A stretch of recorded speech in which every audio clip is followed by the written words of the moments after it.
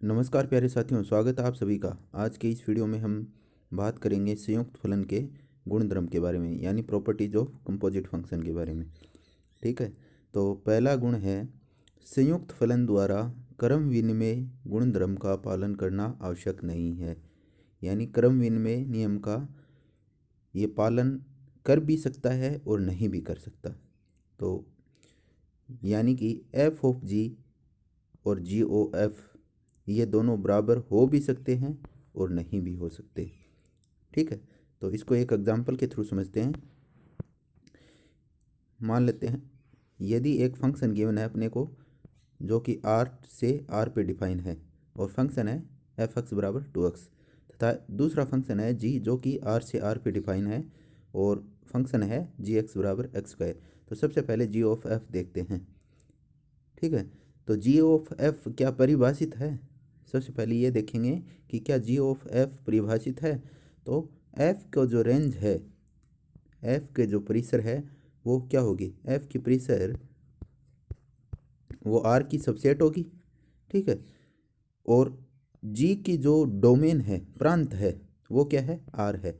ठीक है, तो एफ की जो परिसर है वो जी की प्रांत की क्या हो गई?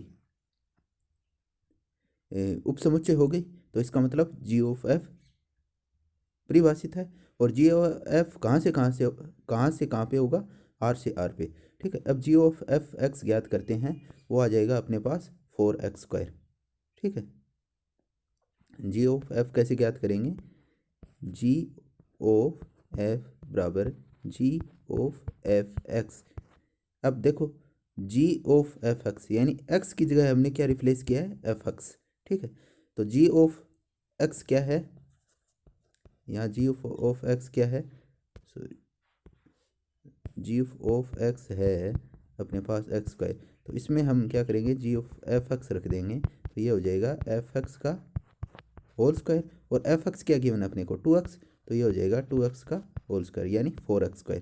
तो ये आ गया 4x²। इसी प्रकार एफ ऑफ जी ज्ञात करेंगे तो वो अपने पास आ जाएगा 2x²। तो यहाँ से अपन देखते हैं कि जी ऑफ एफ और एफ ऑफ जी ये दोनों बराबर नहीं है। तो किसी केस में ये बराबर हो भी सकते हैं और किसी केस में ये बराबर नहीं हो सकते, ये अपने को चेक करना पड़ेगा। तो ये पहला गुणधर्म हो गया संयुक्त फलन का कि संयुक्त फलन है वो क्रम विनिमय गुणधर्म का पालन कर भी सकते हैं और नहीं भी कर सकते। ठीक है, दूसरा इसका गुणधर्म है संयुक्त फलन सहचर्य गुणधर्म का पालन करते हैं। सहचर्य गुणधर्म होता है यानी कि तीन फंक्शन हैं एफ जी और एच, इनको इस प्रकार से लिखा जाए F of G of H, यानी पहले जी ऑफ एच करें फिर उसके साथ संयुक्त फलन करें एफ के साथ, या फिर पहले एफ ऑफ जी का संयुक्त फलन करें फिर उसका संयुक्त फलन करें एच के साथ। तो ये दोनों हमेशा आपस में बराबर आएंगे। ठीक है, इसका प्रूफ कोई ज़रूरी नहीं है। ठीक है, थर्ड गुणधर्म है दो एकेकी आच्छादक फलनों का संयुक्त फलन भी एकेकी आच्छादक होता है। एकेकी आच्छादक को इंग्लिश में बाइजेक्शन बोलते हैं। ठीक है, तो ये तीसरा गुणधर्म है कि अगर हम दो बाइजेक्शन फलन लेंगे तो उनका अगर संयुक्त फलन करें तो वो भी क्या होएगा? एक बाइजेक्शन फलन होगा। ओके, अब एक प्रमेय है वो देखते हैं। यदि f एक फंक्शन है जो कि a से b पे परिभाषित हो तो f ऑफ आई ए बराबर आई बी ऑफ f बराबर f, जहाँ आई ए और आई बी समुच्चय a और समुच्चय b में परिभाषित तत्समक फलन है। तत्समक फलन क्या होते हैं?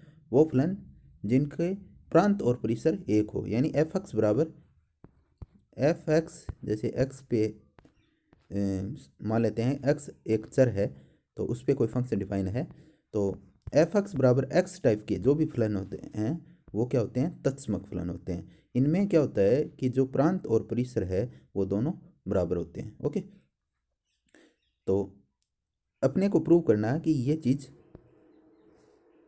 बराबर होती है, या इसको ऐसे भी लिख सकते हैं किसी फलन को तत्समक फलन से संयुक्त करने पर वही फलन प्राप्त होता है। ओके, तो इसका प्रूफ देखते हैं। एफ अपने को गिवन है, एक फलन है जो कि ए से बी पे परिभाषित है। आई ए एक तत्समक फलन है जो कि समुच्चय ए पे डिफाइन है। तो समुच्चय ए पर परिभाषित है, यानी समुच्चय ए इसका प्रांत है, तो परिसर भी क्या होगी, ए ही होगी। तो ये हो जाएगा आई ए से ए पे परिभाषित। अब एफ ऑफ आई ए कहाँ से कहाँ, पहले देखते हैं कि एफ ऑफ आई ए परिभाषित है। तो एफ ऑफ आई ए यानी आई ए की जो परिसर है, आई ए की परिसर क्या है, ए है, वो एफ की क्या प्रांत का उपसमुच्चय होना चाहिए। और हम जानते हैं कि कोई भी समुच्चय है वो खुद का उपसमुच्चय होता है। तो आई ए का परिसर क्या है, ए है, क्योंकि ये तत्समक फलन है तो परिसर और जो सह प्रांत है वो भी बराबर ही होंगे। ठीक है, तो आई ए का जो परिसर है ए है, वो एफ का प्रांत क्या है, ए, उसका उपसमुच्चय है। तो एफ ऑफ आई ए परिभाषित है, और वो कहाँ से कहाँ परिभाषित होगा, ए से बी पे। ओके, अब मान लेते हैं कि हमने कोई एक्स ले लिया जो कि समुच्चय ए से है, ए से बिलोंग कर रहा है। ओके, तो आई ए एक्स मैंने बताया था तत्समक फलन है, तो तत्समक फलन में आई of A I A x क्या हो जाएगा, एक्स ही हो जाएगा। ठीक है, तो इसका संयुक्त फलन करेंगे F of I A of x. तो इसको हम ऐसे लिख देंगे F of I A x, और आई ए एक्स क्या है, एक्स है, तो आई ए एक्स की यहाँ वैल्यू पुट कर दी, एक्स आ जाएगा, तो एफ एक्स आ जाएगा। तो F of I A x है वो एफ एक्स के बराबर हो जाएगा, मतलब एफ ऑफ आई ए क्या है, एफ के बराबर है। तो इसको समीकरण 1 नाम दे देते हैं। ठीक है, इसी प्रकार पुनः मान लेते हैं कि एफ क्या अपने को गिवन है, और आई बी क्या हो जाएगा, आई बी भी क्या है, एक तत्समक फलन है, और जो कि समुच्चय बी पे परिभाषित है। ठीक है, तो समुच्चय बी से ये बी में परिभाषित होगा। ठीक है, आई बी ऑफ एफ ज्ञात करना है। क्या, पहले देखते हैं कि आई बी ऑफ एफ परिभाषित है। तो आई बी ऑफ एफ यानी एफ के जो परिसर है, एफ की परिसर क्या है, बी, बी का उपसमुच्चय होगी है। ओके, वो आई बी के प्रांत, आई बी का प्रांत क्या है, बी, तो बी का भी उपसमुच्चय होगी। तो ये आई बी ऑफ एफ क्या है, परिभाषित है।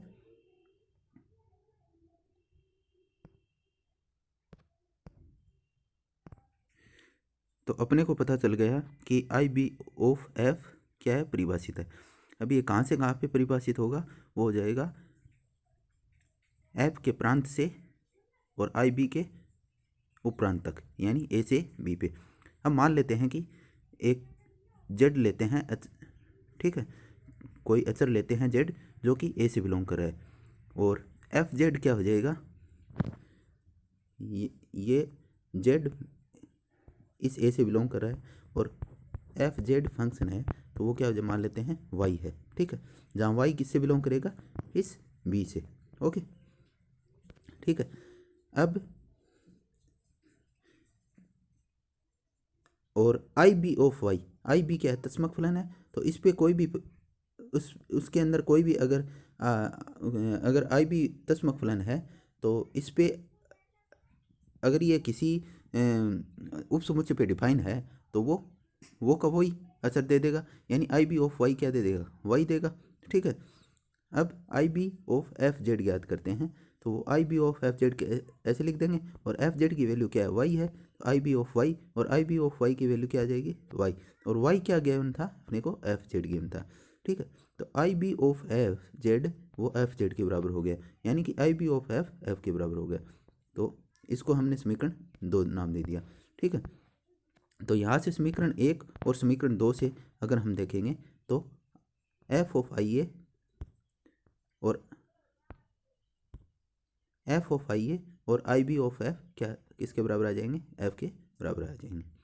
तो इस वीडियो में हमने संयुक्त फलन के गुणधर्म देखे और इससे रिलेटेड एक प्रमेय सोल्व की है।